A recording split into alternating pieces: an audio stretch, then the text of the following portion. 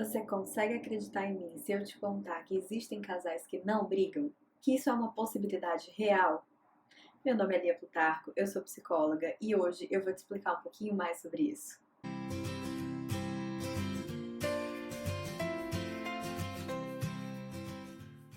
Bom, gente, é claro que não existem relações sem tensionamentos. Toda relação, ela necessariamente acontece entre duas pessoas. E todas as pessoas são diferentes entre si. E muitas vezes a gente comportar essas diferenças que a gente chama de diferenças individuais é delicado, é difícil, é desafiador. Então é óbvio que abrir espaço para essas diferenças, tentar conciliar essas diferenças, requer um debate, requer uma discussão em algum momento. Mas a discussão, o debate, o tensionamento, ele não precisa necessariamente consequenciar ou se traduzir em uma briga. É aí que muita gente se confunde. Porque se a gente for olhar, se a gente pegar, inclusive, até peguei aqui para poder ler para vocês, o significado que a gente encontra no dicionário, quando a gente procura a palavra briga e quando a gente procura a palavra discussão. Quando a gente procura a palavra briga, o que o dicionário fala pra gente? Ele diz assim: briga é um ato ou fato de dois ou mais adversários ou contendores baterem-se corpo a corpo. Então aqui ele fala que a briga ela envolve uma violência física, um contato físico. Ou ele traz uma segunda definição.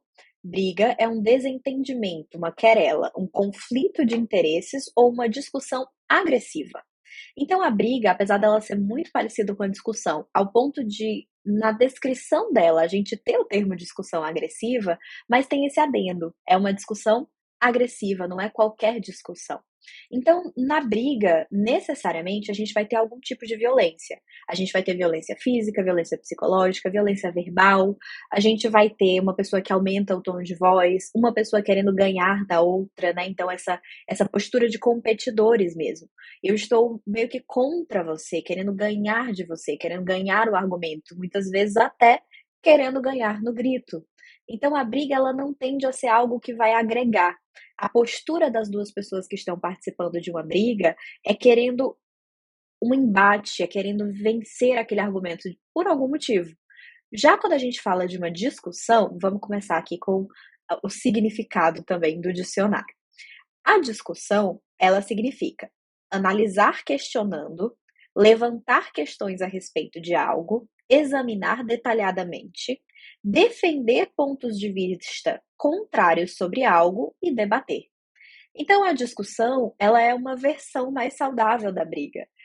Vai ainda existir o tensionamento, existem pontos divergentes, mas na discussão a gente tem duas pessoas que estão com uma postura de querer resolver, querer se entender. Eu quero saber o que você está passando, eu quero entender o seu lado da história, eu quero acolher o seu lado da história e quero que você acolha o meu, para que a gente possa juntos chegar em alguma conclusão, em alguma solução, nem que seja uma solução temporária, nem que seja a solução de que a gente não sabe qual é a solução ainda, mas as pessoas tendem numa discussão a ficar com os ânimos mais tranquilos, a não precisarem utilizar nenhum tipo de recurso violento e a conseguirem resolver esses conflitos de uma forma muito mais leve, muito mais civilizada.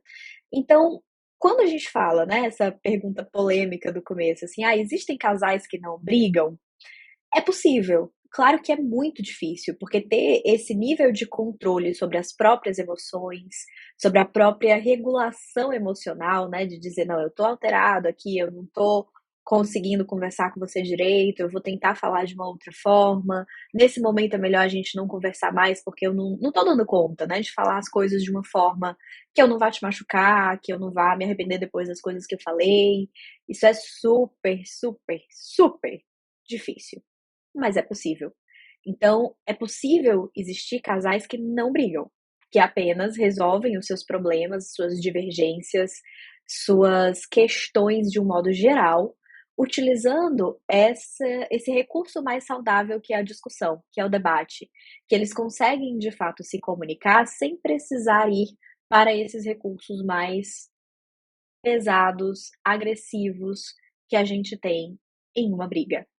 E assim, como a boa psicóloga que eu sou, agora eu vou tentar te vender esse peixe para você colocar como objetivo de vida, a partir do momento que você está vendo esse vídeo, tentar fazer parte de um casal que vai ter ou não vai ter mais brigas ou vai ter o mínimo de brigas possíveis. Ou seja, que vai aprender verdadeiramente a discutir sobre as coisas de uma forma saudável. Thalia, vende esse peixe para mim. O que eu faço?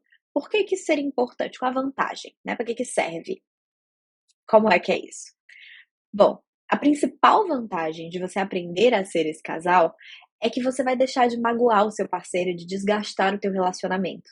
Quando a gente está num relacionamento que tem brigas, normalmente as pessoas se machucam muito. Na hora da briga, a gente expressa raiva de uma forma que a gente não deveria.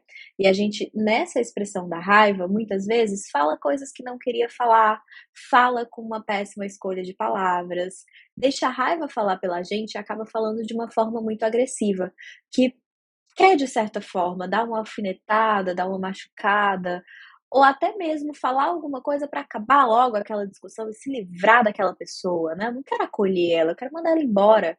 Então, deixar a raiva fazer parte, ou a própria tristeza, né? Deixar ela falar muito alto e acabar usando frases também que são dramáticas, como eu não aguento mais isso, você está me destruindo, né? Você é uma pessoa terrível, enfim, coisas drásticas e dramáticas desse ponto acabam machucando a pessoa que está com a gente. E a gente também, a gente acaba se machucando nesse processo.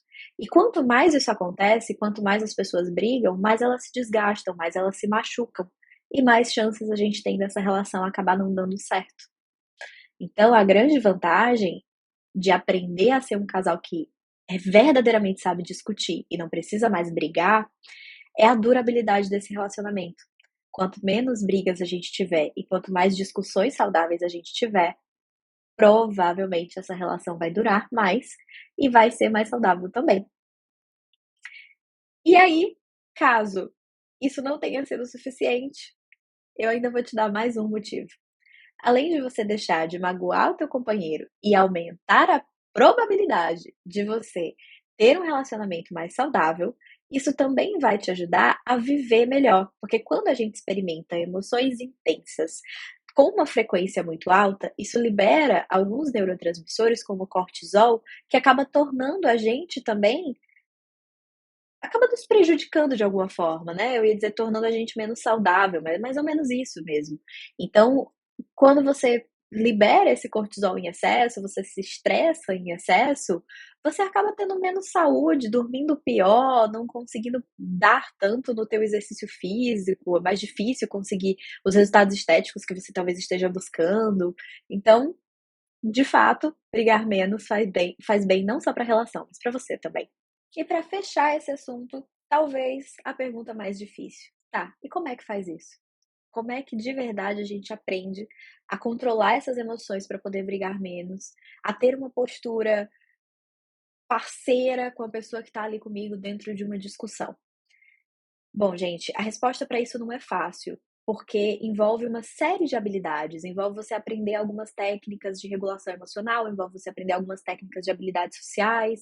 Então, se o caso for mais grave, né, se você tem muita dificuldade de discutir ao invés de brigar, você talvez precise de um acompanhamento psicológico mesmo, ou com um psicólogo individual para aprender essas habilidades para você mesmo, ou até com uma terapia de casal para vocês aprenderem essas habilidades em conjunto.